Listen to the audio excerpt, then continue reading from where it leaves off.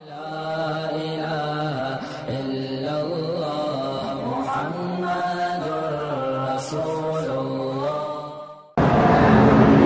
پتہ نہیں میں موبائل پہ قرآن دیکھنا، میرا بھائی قرآن دیکھنا تو ہر حال میں جائز ہے، تو بہرحال اگر اصل جو مولانا نے فرمایا ہے نا کہ موبائل پہ نہ پڑھے، اس کی وجہ یہ ہے کہ یہ ایک عالمی سازش کا حصہ لگتا ہے، کیونکہ دشمن ہمارا بڑا چالا۔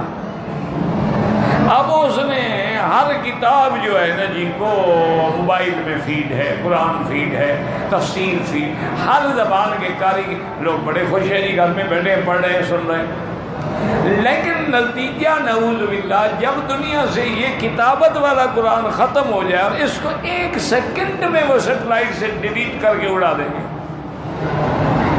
پھر آپ کیا کریں گے؟ پھر آپ کیا کریں گے؟ لیکن ابھی تو مکتبہ شاملہ جو ہے اس میں 60,000 کتاب ہے جو اس میں فیڈ ہے، انٹرنیٹ پہ دستیاب ہے۔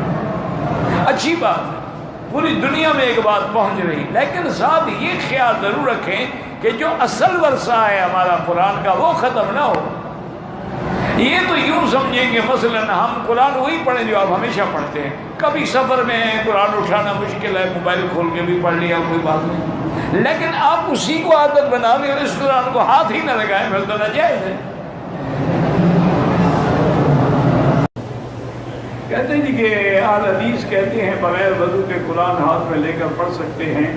بہرحال گزارش یہ ہے کہ ہر مسلمان ہی اہل حدیث ہوتا ہے، کوئی اہل حدیث الگ فرقہ نہیں ہے۔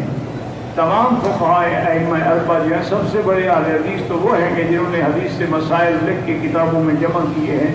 بہرحال قرآن تو یہی کہتا ہے کہ اس کو پاک ہی ہاتھ لگائیں، لا یمسہ الا المطہرون، باقی تمہاری مرضی ہے۔ بغیر وضو کے موبائل پہ قرآن پڑھ سکتے ہیں۔ حالت جنابت میں کوئی چیز کھا سکتے ہیں اگر غسل نہ کیا، مجبوری ہو تو کھا سکتے ہیں، مجبوری نہ ہو تو غسل کرنے میں کوئی 10 گھنٹے لگے، 10 منٹ میں غسل کر لو۔ ایک ہے مجبوری، کیا معنی نہیں ابھی بھی ملے، اب جنابت ہے اور سحری کا وقت ختم ہو رہا ہے، روزہ رکھنا ہے، چلو جلدی جلدی کھا لو۔